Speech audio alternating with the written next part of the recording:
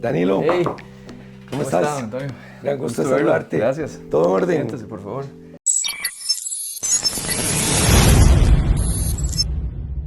Mira, qué lindo entrar Todo aquí, muy bien. pucha, Gracias. toda la decoración De época. de época y además Sí. Inspira, ¿verdad? Gracias, gracias. Yo soy seguidor de Ferrari además, ¿sí? ¿verdad? Sí. Qué bueno, Pero, qué bueno. pero, güey, puña, siente uno una vibra tan linda cuando, Gracias, cuando gracias. entra a esta oficina, casa tuya, a la Gracias. empresa. Gracias, sí. Pero bueno, y viendo aquí las antigüedades y las no antigüedades, ¿verdad? Sí. Una pequeña colección de anteojos de Sí. época, de carreras, de Fórmula 1, por cierto, preguerra, de Gran Premio y posguerra de Fórmula 1. Y esta es una colección que tengo no sé ni cuántos, ya casi 30 años creo, o más de hacerla, que es toda la evolución de los cascos de Fórmula 1 desde la preguerra. Casi que creo que los tengo todos hasta el 65, todos los modelos que se usaron en Fórmula 1. Que se Sí. usaron. Sí. Tuve la oportunidad de estar en Silverstone Wow. con Brad Pitt. Wow, ¿en serio? Sí. ¿Cuando hicieron la filmación? No, ya la deben de haber hecho cuando llegamos. Ok. Pero, Wow, qué lindo. pero tuve la oportunidad de estar ahí con la nieta, Sí. que no es de Ferrari, es de seguidora de Max Verstappen. De Verstappen, Sí, ok. pues es holandesa. Sí. Y entonces, pero bueno. Interesante, Y wow. después ver la noticia, pero Sí. eso ya ha sido todo un éxito muy conversado. Muy emocionante, muy Pero, Danilo, ¿cuántos años ha tomado este sueño? Wow. Porque la gente cree que uno decide, ay, voy a hacer esto, Sí, y ya sí, al día sí. siguiente está lleno de órdenes y todo camina bien. Han sido muchos años, más de 15 años desde que inicié, porque tengo 15 de haber iniciado ya como tal, como marca, pero no fue tan rápido como decidir hacer una marca y que las cosas surgieran así de fluidas, ¿verdad? Fueron 3 años de prueba y error, abandonar el proyecto, volverlo a retomar. Sentirme fracasado muchas veces, sentirme que no lo estaba haciendo bien, que me faltaba conocimiento. Era muy difícil el conocimiento de cómo se hacen las cosas en el pasado, pero gracias a Dios volví a insistir con el proyecto, volví a fracasar, volví a insistir y así hasta 3 años que fue lo que duré teniendo el primer casco en mi mano, y ahí fue donde surgió ya la marca como tal, y eso fue hace 15 años, hace un montón. Estoy celebrando mis 15 años, estoy muy contento. Claro, bueno, Sí. eso demuestra muchas cosas, ¿verdad? Que Sí. para ser un emprendedor exitoso hay que ser constante, Por supuesto. hay que tener tenacidad y además hay que levantarse de los huecos en que uno se va. Del suelo, sí, exacto. Sí, Nuria, mi esposa y yo empezamos un negocio de banano en el año 92 siendo abogados. Wow. Y en el año 93 estábamos literalmente quebrados. ¿En serio? ¿Verdad? Bueno, ahí logramos aprender muchas cosas, tener buenos asesores. Entre ellos nos ayudó mucho el papá del actual presidente del BAC, Federico Odio. Y bueno, logramos salir adelante. Aquella época era una finca de 200 hectáreas y de 34 años después tenemos poco menos de 2.000 hectáreas, wow, ¿verdad? Qué bueno. Pero el aprendizaje, ¿verdad? Sí, ¿Qué es eso? cómo cuesta. Y además, las veces que toca el fondo, ¿verdad? Por supuesto. Que no es que uno nace y uno también nace tiene que entender de que la gente también le tiene que ayudar a uno, ¿verdad? Uno no puede hacer todo solo, ¿verdad? Claro. Tienes que rodearte de gente que te quiera ayudar y también pues con un compromiso, ¿verdad? De hacer las cosas bien, ¿verdad? Que es lo que uno busca. Ahora, Danilo, vos sos un buen ejemplo de que esto no es solo decir ya voy y me tiro al agua y ya salís adelante. Tuviste al inicio que compartir la actividad de la producción de cascos o de fabricación de cascos con otras responsabilidades profesionales. Sí. Entonces era trabajar con 2 o 3 turnos al día. Exacto, fue de locos. Afortunadamente mi esposa fue un gran apoyo en esto, ¿verdad? Donde yo trabajaba pues todo el día, en ese momento estaba en Durban como ingeniero, viajaba muchísimo, veía la región de Centroamérica en ese momento con una línea que estaba a cargo mío dentro de Durban, y todas las noches yo venía y revisaba cosas y trabajaba pues en algún diseño o buscar un proveedor o buscar cómo solucionar problemas, ¿verdad? Porque no todos los problemas se resuelven inmediatamente, ¿verdad? Claro. Se van prolongando los problemas, ¿verdad? Y buscar diferentes materiales, diferentes personas que me hicieran ciertos acabados. Y combinar esas dos actividades fue muy duro. Fueron sábados y domingos muy llenos de trabajo en esa época y noches de casi que de todos los días pero lo logré, lo iba logrando y me sentía feliz. Era una gran satisfacción poder trabajar en 2 cosas al mismo tiempo, ir aprendiendo sobre todo en la otra actividad, ¿verdad? Porque realmente era un aprendizaje lo que estaba tratando de aprender y de absorber y leer mucho hacer llamadas, hacer correos de diferentes lugares del mundo donde personas me pudieran ir ayudando con este proceso. Por suerte fui muy afortunado y la gente me fue ayudando, y ahí fui poco a poco desarrollando las dos actividades hasta que el año pasado ya tuve que decir que no a la ingeniería, porque me fascina la ingeniería, tanto la agrícola, que me gradué de ingeniería agrícola, como ingeniería civil, que me gradué después. Las dos las disfruté muchísimo, en dos trabajos lindísimos que tuve al final, pero ya tuve que decir que no y dedicarme al 100% a lo que es Pacto. Sí. Que también es una decisión difícil, ¿verdad? Muy difícil porque le da a uno miedo. Estás soltándote de una rama de la que estás bien agarrado, ¿verdad? Claro. A lo otro que es una aventura, por supuesto. Una aventura responsable, pero al final aventura, ¿verdad? No, totalmente de acuerdo. Es una aventura que no sabe uno cómo va a comportarse el mercado en los próximos años. Uno tiene un récord de lo que uno va viviendo, pero no sabe cómo se va a comportar ese mercado de la necesidad de un casco, de unos zapatos de carreras o de unos guantes de ciertos pilotos pues alrededor del mundo, ¿verdad? Uno no sabe. Gracias a Dios ha venido aumentando, hay más eventos en el mundo, hay más gente digámoslo así, buscando cosas especiales, ¿verdad? Para lucir sus autos o sus motocicletas, en lo cual estoy muy feliz, ¿verdad? Que eso suceda. Claro, pero mi respeto y mi admiración, porque vos competís con el mundo. Sí, o sea, sí. Los italianos deben ser en esto, es increíble, deben ser en esto muy buenos en toda la parte de producción. Los alemanes deben de tener una historia, ¿verdad? Enorme. Bueno, enorme. Los franceses también, ¿verdad? Sí, mi máximo competidor es un francés, sí, que él heredó una empresa de muchísimos años con toda la parte militar francesa, que le suplieron ellos muchos artículos militares, y ellos, los hijos, las generaciones siguientes, empezaron con el automovilismo de los años 30 y 20 y empezaron a hacer artículos. Hoy en día es el nieto del fundador quien lo tiene a un nivel súper premium, con una sala de exhibición en París, con todos los lujos que usted se puede imaginar, ¿verdad? Donde van todos los pilotos y ahí escogen sus artículos, pero bueno, nosotros en Costa Rica también sabemos hacer las cosas bien y ahí vamos, ¿verdad? Pero en el área tuya, aquí no había historia. No había historia. Pues, había una pequeña historia con una empresa que se fundó a finales de los años 60 y 70, que la había construido un Carlos Macaya, tal vez usted se acuerda, con los cascos Fusina.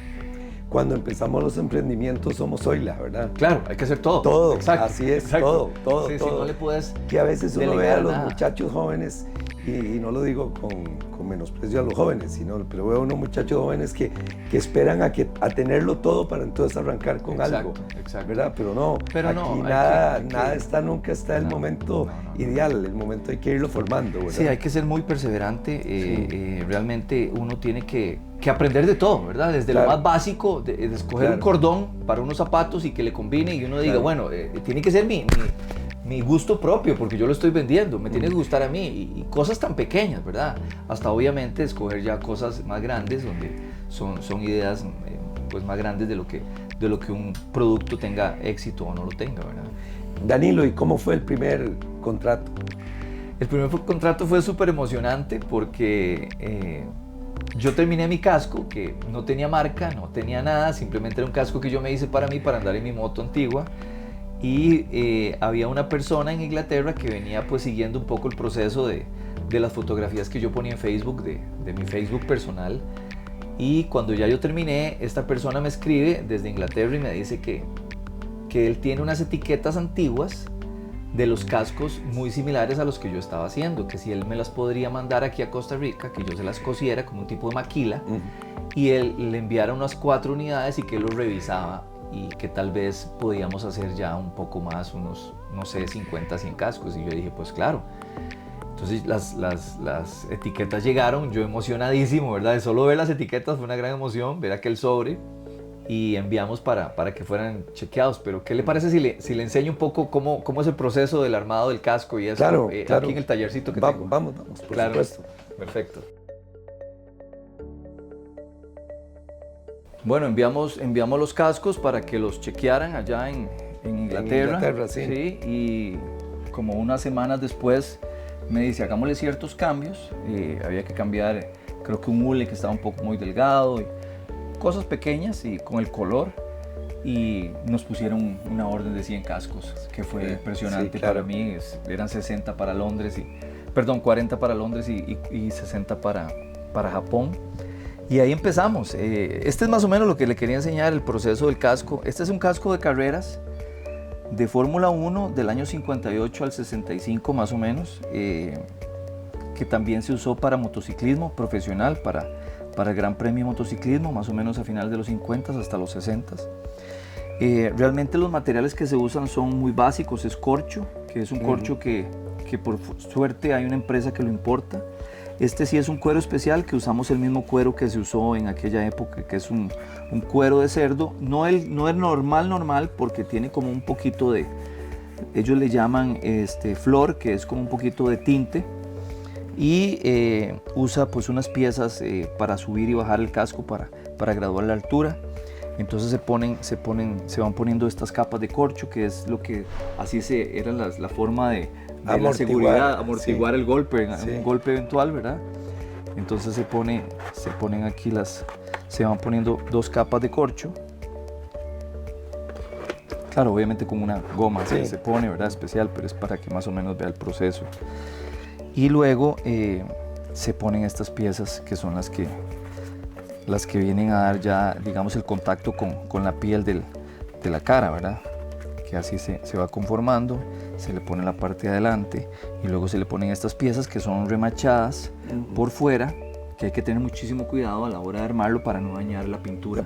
Que es como parte de lo que más me costó aprender, de no tener ningún riesgo a la hora de no dañar y armar el casco. Exacto. Tuve que diseñar una herramienta especial para esto, porque no habían herramientas, yo no sabía cómo era la herramienta, ni sabía cómo eran los broches, eran unos broches especiales. Compraba montones de broches, no sé, en algún momento los broches los venden de 100 en 100, ¿verdad? Sí, tenías una colección. En algún momento tenía no sé cuántos, literal miles de broches, y ninguno me servía.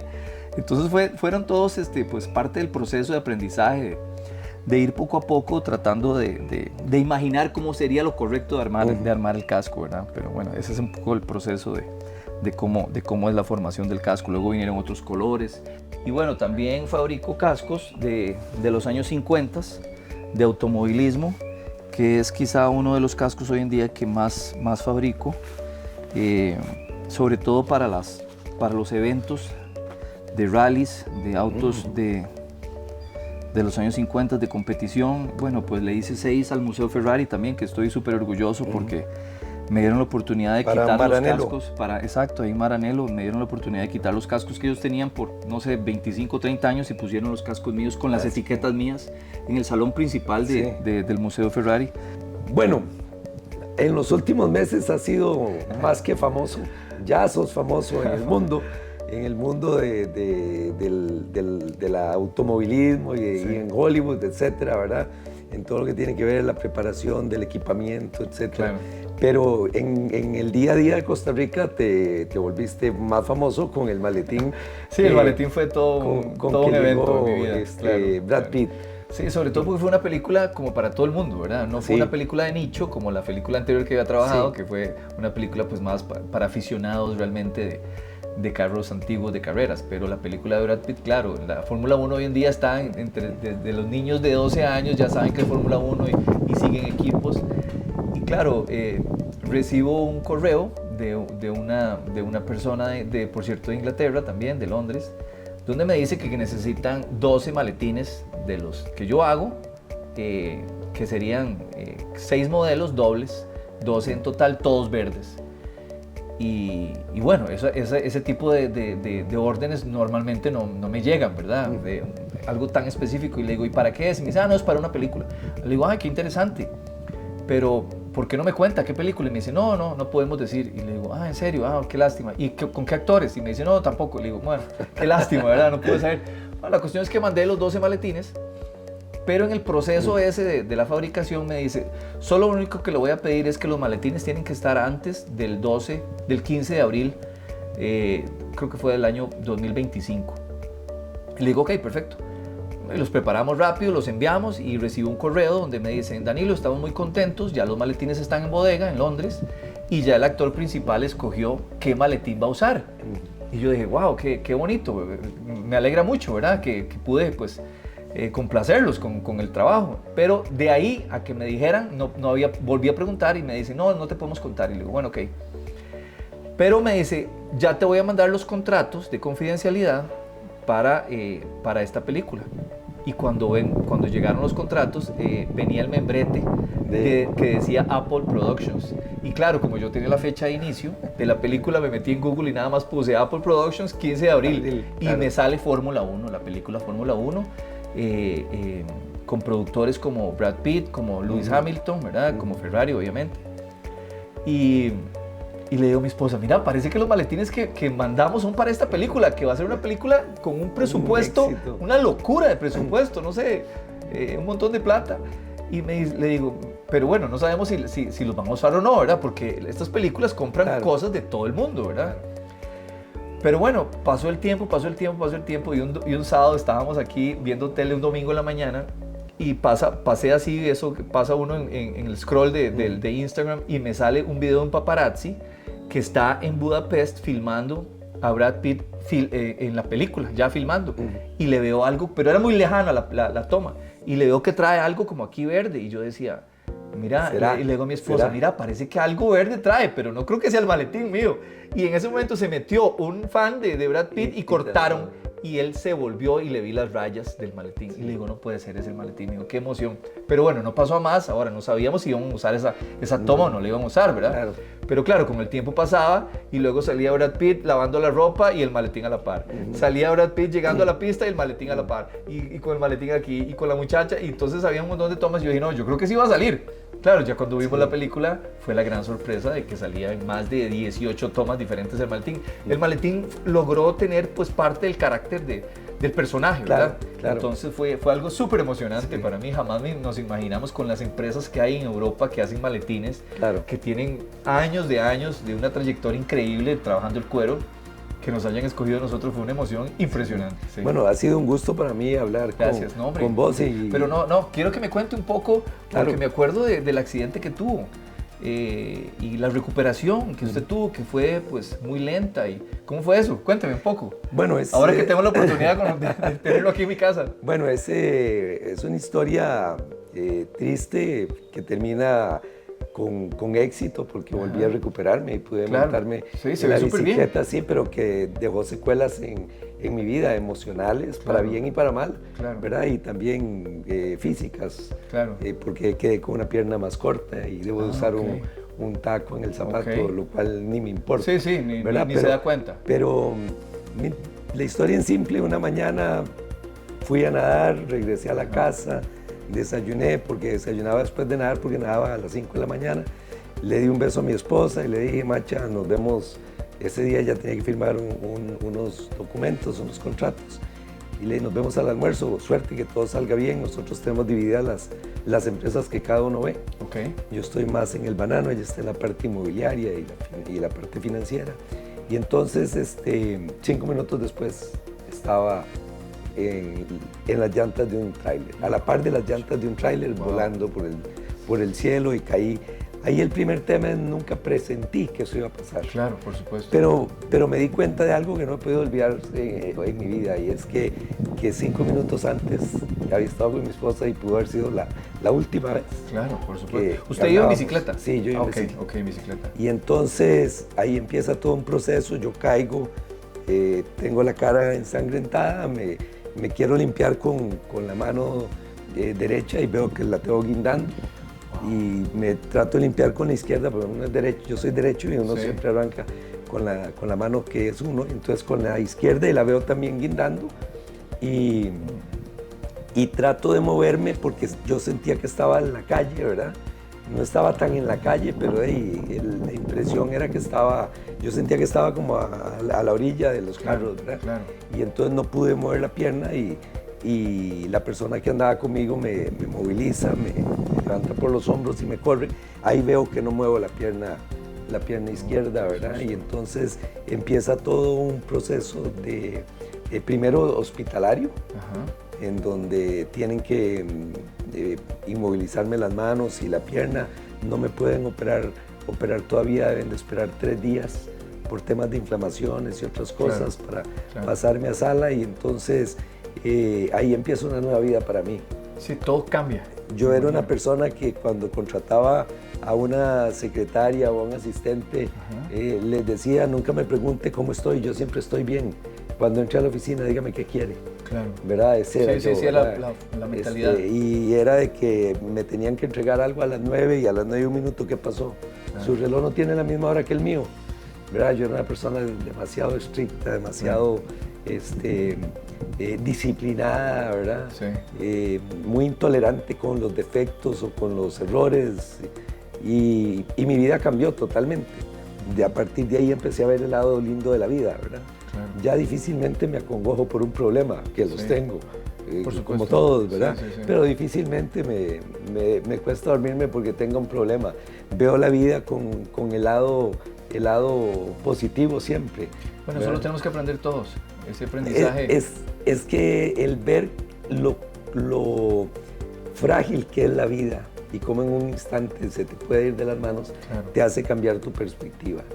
Y después me cambió la perspectiva, no me la cambió, sino fortaleció la perspectiva con mi familia, porque el rol de Nuria y de las hijas fue increíble, ¿verdad?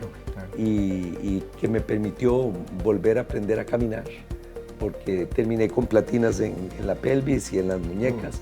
El lente del anteojo me rompió el ojo, exactamente como que si el lente tuviera una cuchilla, yo me lo empujara así, y entonces tuvieron que hacer mi cirugía plástica aquí que buena, ya difícilmente se nota, se confunde con las arrugas de la edad. Claro. Pero entonces después de eso empezar a levantarme, y ahí pues retomé mi disciplina con 2 terapias al día que no interrumpí nunca, solo el 25 de diciembre que eliminé la terapia de la mañana, pero todo el resto de los días. ¿Hace cuánto? En el 2009. Ok. Y bueno, volver a mover las muñecas porque las tenía rígidas, entonces la forma de que uno lo muevan es que se las doblen a la fuerza. Claro.